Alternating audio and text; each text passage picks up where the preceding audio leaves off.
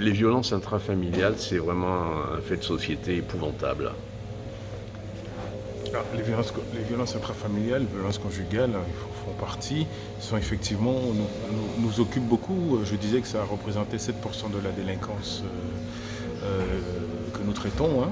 Ça ne veut pas dire que 93% de la délinquance, on est occupé à 93% de la délinquance à faire autre chose, mais en tout cas ça nous occupe beaucoup et on y passe beaucoup d'énergie. Pourquoi? Parce qu'on se rend compte que malgré tous nos efforts, on assiste à une forte augmentation des violences conjugales, où on est passé, en 2018, on avait environ 360 faits portés à notre connaissance, ce qui correspond environ à un fait par jour.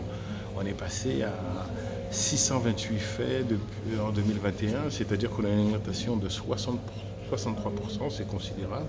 Alors on pense, nous, qu'il y a plusieurs choses. D'abord, le confinement y est pour beaucoup de choses, hein. Les couvre-feux successifs où on est obligé de passer la soirée à la maison avec des gens qui ne se supportent plus, ça peut poser question et entraîner des réactions.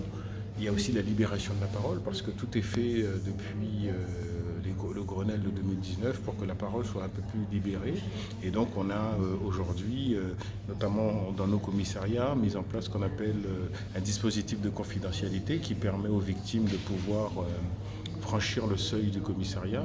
Vous savez, quand vous êtes frappé, à la douleur peut s'ajouter la honte et le regard de l'autre, et on voulait justement permettre à la victime de pouvoir en toute discrétion pouvoir venir déposer plainte. Vous avez des officiers de police qui sont spécialisés. Oui, alors on a dû s'organiser compte tenu de la multitude de dossiers, et comme c'est une priorité nationale, on a dû donc renforcer nos groupes d'enquête et avoir créé un groupe au sein du groupe d'atteinte aux familles, de créer un groupe spécialisé dans la lutte contre les violences conjugales.